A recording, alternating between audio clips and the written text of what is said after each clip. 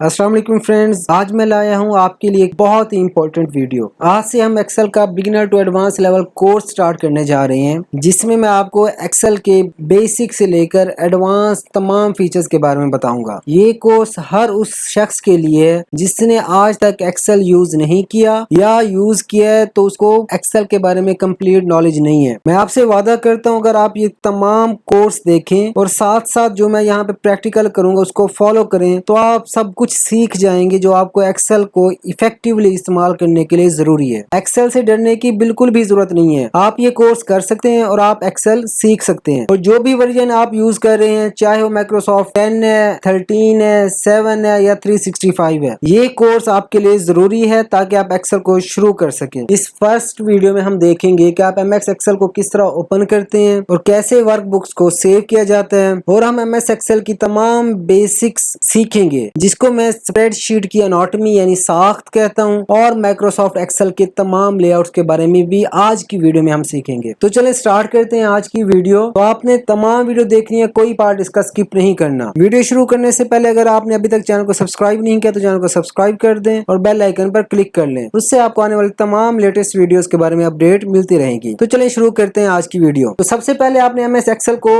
Open करना होता है। अब आप कहेंगे एमएस एक्सेल को इंस्टॉल किस तरह करते हैं। एमएस एक्सेल को आप सेपरेटली इंस्टॉल नहीं करते, बल्कि आप एमएस ऑफिस को इंस्टॉल करते हैं। आप जैसे एमएस ऑफिस को इंस्टॉल करते हैं उसके साथ automatically MS Word, MS PowerPoint, MS Excel, Access, Outlook और इसके अलावा भी काफी सारे सॉफ्टवेयर खुद ब खुद इंस्टॉल हो जाते हैं। आपने जस्ट उनको डबल क्लिक करके ओपन करना होता है। मोस्टली जब भी आप माइक्रोसॉफ्ट ऑफिस को इंस्टॉल करते हो तो माइक्रोसॉफ्ट एक्सेल का इस तरह का आइकन आपको डेस्कटॉप पे अपीयर मिलता है। अगर आपको यहाँ पर ये शो नहीं हो रहा तब आपने यह नीचे सर्च बार में जाना है, इस पे क्लिक करना है और आपने EXCEL लिखना है। जैसे ही आप EXCEL लिखोगे, अगर आपके कंप्यूटर में माइक्रोसॉफ्ट ऑफिस इंस्टॉल है तो यहाँ पर आपको वो शो करा देगा माइक्रोसॉफ्ट एक्सेल, और जो आपने वर्जन इंस्टॉल किया होगा उसका नाम उसके सामने यहाँ पर शो हो रहा होगा। आपने इस पर क्लिक करना है। जैसे आप इस पर क्लिक करेंगे तो माइक्रोसॉफ्ट एक्सेल आपका ओपन हो जाएगा, और जैसे ही आपके पास माइक्रोसॉफ्ट एक्सेल ओपन होगा तो आपको इस तरह की एक विंडो शो होगी जिसको हम वर्क बुक कहते हैं। और इस वर्क बुक में आप कुछ भी क्रिएट कर सकते हैं। हम कुछ भी क्रिएट करने से पहले इस वर्क बुक की एनाटॉमी के बारे में बात करते हैं। जब आप माइक्रोसॉफ्ट एक्सेल में काम करते हैं तो आपको यहाँ पर नीचे 3 शीट्स बाय डिफॉल्ट मिलती हैं, जिनके नाम आपको यहाँ पर शो हो रहे हैं, शीट 1, शीट 2, शीट 3। आप इससे भी ज्यादा शीट्स ऐड कर सकते हैं और इन तमाम शीट्स को कलेक्टिवली हम वर्क बुक कहते हैं। अभी मेरे इस वर्क बुक में सिर्फ 3 शीट्स अवेलेबल हैं, शीट 1, शीट 2 एंड शीट 3। और एक्सेल की जो वर्क बुक होती है, ये वर्क शीट होती है, वो कॉलम्स और रो से मिलकर बनती है। अगर आप यहाँ पर गौर करें तो मुझे कुछ यहाँ पर लेटर शो हो रहे हैं। हर लेटर एक कॉलम को रिप्रेजेंट करता है। जैसे अगर मैं सी पे क्लिक करता हूँ तब आप देखेंगे तो मेरा कंप्लीट सी वाला कॉलम सिलेक्ट हो जाएगा। इसी तरह अगर मैं जे पे क्लिक करता हूँ तो जे का कॉलम सिलेक्ट हो जाएगा। इसी तरह एफ पे क्लिक करता हूँ तो मेरे पास एफ का कॉलम सिलेक्ट हो जाएगा। इसके अलावा मेरे पास यहाँ पर कुछ नंबर शो हो रहे हैं, 1 2 3 4 5 6 अप टू सो ऑन। ये नंबर एक्सेल में रो को रिप्रेजेंट करते हैं। जैसे मैं 6 पे क्लिक करता हूँ तब आप देखेंगे कि मेरी कंप्लीट रो यहाँ पर सिलेक्ट हो गई है। इसी तरह अगर मैं 16 पर क्लिक करता हूँ तो मेरे पास 16 रो सिलेक्ट हो गई है। अगर आपने जानना हो कि एमएस एक्सेल में टोटल कितनी रोज और कितने कॉलम्स हैं, तब आप कॉलम, लेटर, रो, नंबर के दरमियान पर जो ऑप्शन, इस पर आप क्लिक करें, तभी आपके तमाम का तमाम शीट सिलेक्ट कर लेगा और आपको यहाँ पर ऊपर शो करा देगा इसमें कितनी रोज और कितने कॉलम्स हैं। ये बता रहे 10,48,576 रोज हैं और 16,384 कॉलम्स हैं। एक शीट के अंदर आपके इतने रोज और कितने कॉलम मौजूद होते हैं जिसमें आप डाटा एंटर कर सकते हैं। तो ये हमारे हो गए रोज और कॉलम। एक दफा फिर मैं आपको बता दूं कि एमएस एक्सेल की स्प्रेडशीट या वर्कशीट रोज और कॉलम से मिलके बनती है, और हर कॉलम का एक लेटर होता है और हर रो का एक नंबर होता है, जिस तरह यहाँ पर शो हो रहे हैं, हर कॉलम का लेटर और हर रो का नंबर। इसके बाद हमारे पास आता है सेल। अब रो और कॉलम जहाँ पर मिलते हैं, मतलब रोज और कॉलम के इंटरसेक्शन को हम सेल कहते हैं। जैसे अब यहाँ पर अगर आप देखें तो यहाँ पर डी कॉलम और 6 रो यहाँ पर मिल रही हैं। अब ये जो हमारे पास बन रहा है एक बॉक्स, इसको हम सेल कहते हैं और इसका नाम है D6। इसी तरह अगर मैं किसी और सेल पर क्लिक करता हूँ तो ये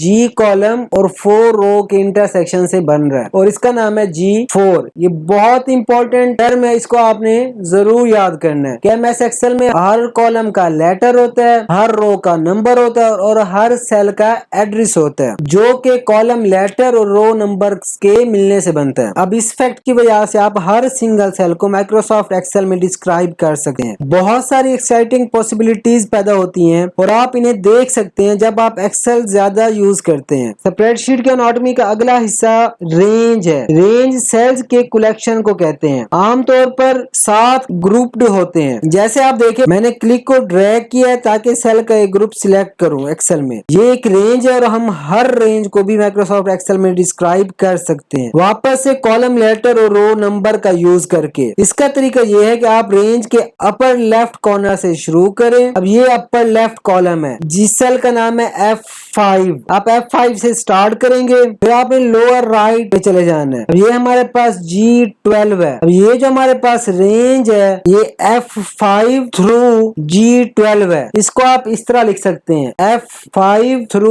G8। आप इस तरह इसको टाइप कर सकते हैं। जैसे हम आगे फार्मूलाज यूज करेंगे तब आपको इसका बेनिफिट समझ आएगा। ये बहुत जरूरी है और ये और ज्यादा यूजफुल और जरूरी बन जाएगा जब आप एक्सेल को ज्यादा यूज करने लगेंगे। तो ये थी स्प्रेडशीट की एनाटॉमी। हमारे पास कॉलम्स हैं, हमारे पास रोज हैं, हमारे पास सेल्स हैं और जो सेल आपने सिलेक्ट किया है उसको हम एक्टिव सेल कहते हैं। और हमारे पास रेंज है और ये सब कुछ एक शीट या स्प्रेडशीट या वर्क बुक पर होता है। आप और ज्यादा वर्कशीट ऐड कर सकते हैं। यहाँ पर आपको इंसर्ट वर्कशीट का ऑप्शन शो हो रहा है लास्ट शीट के बिल्कुल साथ। इस पर आप क्लिक करेंगे तो आपकी एक और शीट ऐड हो जाएगी। जैसे यहाँ पर अब शीट 4 ऐड हो गई है, इस तरह आप क्लिक करते जाएं और आपकी शीट्स ऐड होती जाएंगी। अब मेरे पास टोटल 6 शीट्स हो गई हैं। अब इन तमाम शीट्स के कलेक्शन को हम वर्क बुक कहते हैं। ऐसे समझ लें, तमाम शीट पेजेस हैं और पेजेस के कलेक्शन को हम रजिस्टर कहते हैं। इसी तरह इन तमाम शीट्स के कलेक्शन को हम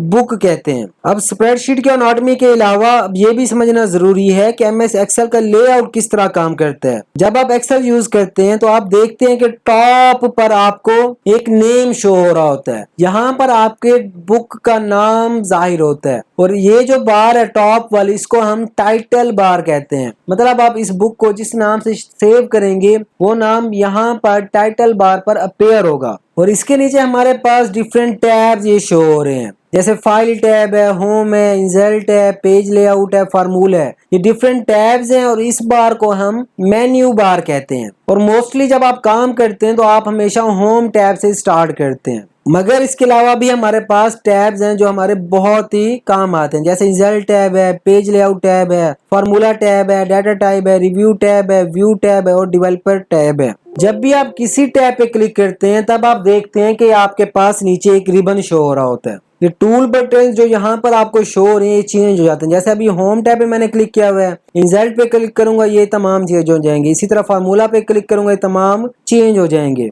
ये लेआउट का हिस्सा रिबन कहलाता है। तो अगर मैं फार्मूला टैब पर क्लिक करूं, जैसे मैंने फार्मूला टैब पर क्लिक करता हूं मुझे फार्मूला रिबन मिलता है। अगर मैं व्यू टैब पर क्लिक करता हूं तो मुझे व्यू रिबन मिलता है। इसी तरह होम टैब पे क्लिक कर तो मुझे होम रिबन मिलता है। और आप देखें कि हर रिबन डिफरेंट ग्रुप्स में डिवाइड है। आप देख सकते हैं कि ग्रुप्स लाइन से सेपरेटेड हैं। अब यहाँ पर देखें कि ये ग्रुप गेट एक्सटर्नल डाटा वाला ग्रुप ये लाइन से सेपरेटेड है कनेक्शन वाले ग्रुप से, और कनेक्शन वाला जो ग्रुप है वो लाइन से सेपरेटेड है सॉर्ट एंड फिल्टर वाले ग्रुप से। इसी तरह हर टैब पे अगर आप जितने भी ग्रुप्स देखेंगे तो वो सेपरेटेड है डिफरेंट लाइन से। जैसे टेबल्स वाला ग्रुप इलस्ट्रेशन वाले ग्रुप से लाइन के जरिए सेपरेट है। अब आप देखें ये सारे ऑप्शन एक छोटी सी ग्रुप्स में फिट नहीं हो सकते। मसला मेरा चार्ट वाला जो ग्रुप है वो इतना बड़ा नहीं है कि वो चार्ट्स के हवाले से तमाम ऑप्शन को अपने अंदर फिट कर सके। तो कुछ ग्रुप्स में लॉन्च बटन होता है। अब यहाँ पर देखें ये लॉन्च बटन आपको ये शो हो रहा है, ये बिल्कुल आखिर में। अब ये हर ग्रुप में नहीं होता,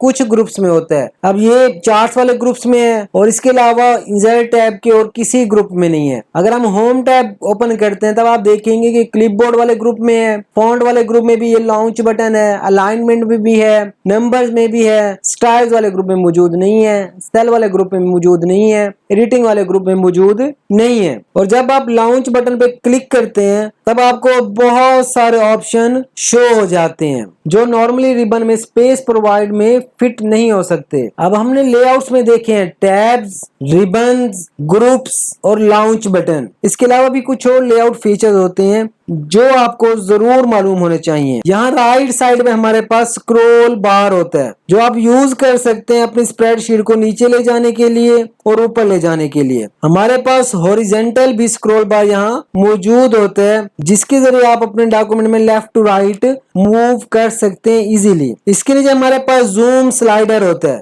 آپ یہ دیکھیں یہاں ہمارے پاس زوم سلائیڈر ہے۔ آپ پلس پہ کلک کریں گے تو آپ کا ڈاکومنٹ زوم ہوتا جائے گا اور مائنس پہ کلک کریں گے آپ کا ڈاکومنٹ زوم آؤٹ ہوتا جائے گا۔ اس کے علاوہ ہمارے پاس یہ سلائیڈ بھی ہے، اگر میں اس پہ کلک کر کے اس کو رائٹ سائڈ پہ لے جاتا ہوں تب بھی یہاں پہ زوم ہوگا، اور اگر میں اس کو لیفٹ سائڈ پہ لے جاتا ہوں تب یہ زوم آؤٹ ہوگا۔ یہ کرنے سے ڈیٹا آپ کا بالکل چینج نہیں ہوتا، یہ صرف زوم ان یا زوم آؤٹ کے لیے استعمال ہوتا ہے۔ میرے پاس کچھ یہاں پر ویو بٹن بھی شو ہو رہے ہیں یہاں نیچے رائٹ کارنر پہ۔ سب سے پہلے نارمل ہے، اس کے بعد پیج لے آؤٹ ہے، اس کے بعد پیج بریک پریویو ہے، مگر زیادہ ایکسل یوزر اپنا وقت نارمل ویو میں گزارتے ہیں۔ یہاں اپر لیفٹ میں میرے پاس نیم باکس ہے جس میں اس سیل کا ڈسکرپشن یا نیم دیکھ سکتے ہیں جس پر آپ نے کلک کیا ہوتا ہے۔ ابھی ہمارا کلک F5 پر ہے تو یہاں پر یہ اس کا نیم شو کرا رہا ہے F5، اور بعد میں آپ سیکھیں گے کہ یہ نیم باکس اور بھی زیادہ کام کر سکتا ہے۔ یہاں میرے ایکسل لے آؤٹ کے ٹاپ پر کوئک ایکسس ٹول بار ہے